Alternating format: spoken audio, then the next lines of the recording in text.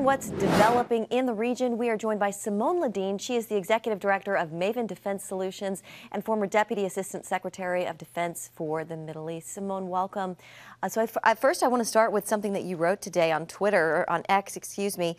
Just two words. You wrote, "At last." That seems to really capture what a lot of people are feeling right now. Can you reflect on the moment, Simone, and what it means, not just for the families, but for the region and even for the world watching?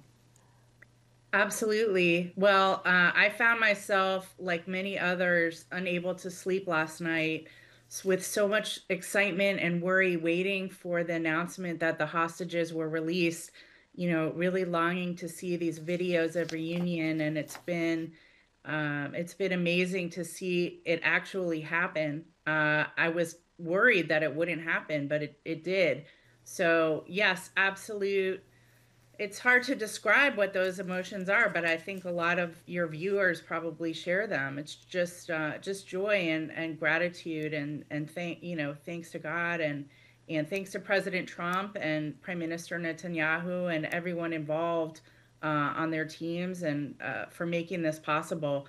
But the hostages, especially these ones that have been held the longest, we know a lot about the treatment that they underwent, the torture, and just the deprivation that they underwent for 2 full years. Yeah. So there's going to be a really long recovery, but just seeing them with their families, seeing them alive, was really beautiful Yeah. and meaningful, I think, for all of us. Yeah, I know. I agree with you. Is kind of holding my breath to see if this would happen, and it's so nice to see that it has come to pass.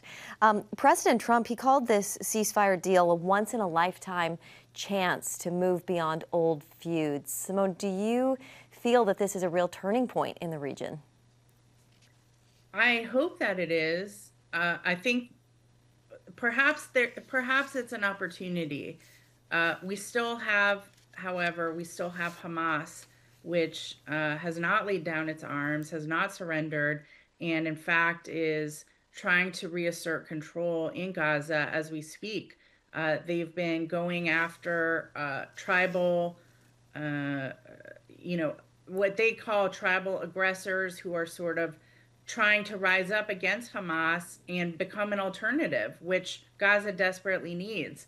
So Hamas has been busy kind of putting down any potential revolt against their leadership. So the problem remains until Hamas leaves the stage.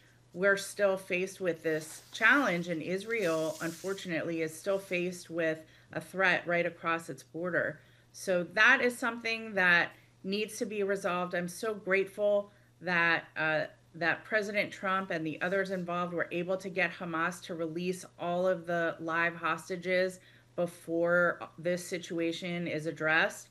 But now it must be addressed. And really, I don't see a way forward for peace if Hamas is still there, this terrorist non-state actor controlling this piece of land. Yeah. It's just not tenable. Yeah, and there are, of course, questions if this process has embittered them and made them more resolved in their terror.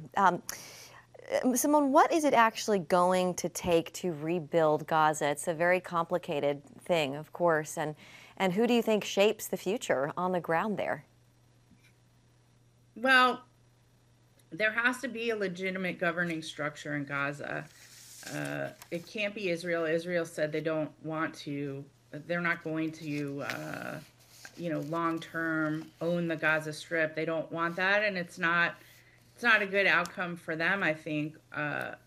But given world opinion and how world opinion has shifted against Israel in the last 2 years, just to be clear on that, I do think that as we look at the future of Gaza, a lot of people are pointing to the Palestinian Authority Hmm. as a potential alternative. I feel very strongly that is not a potential alternative. The Okay. Palestinian Authority is incredibly corrupt, has not governed the West Bank in an effective way. In fact, Yeah. terrorism is sprouting across the West Bank while the PA is in charge. So there's a new generation of leaders, I hope, that are not, infected by this jihadist Yeah. uh, philosophy that requires them to be in perpetual war with Israel.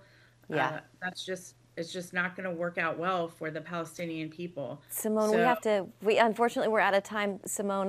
But I appreciate you coming on so much, and we'll hope this thank is you. certainly a new day in the Middle East. We'd love to have you on again.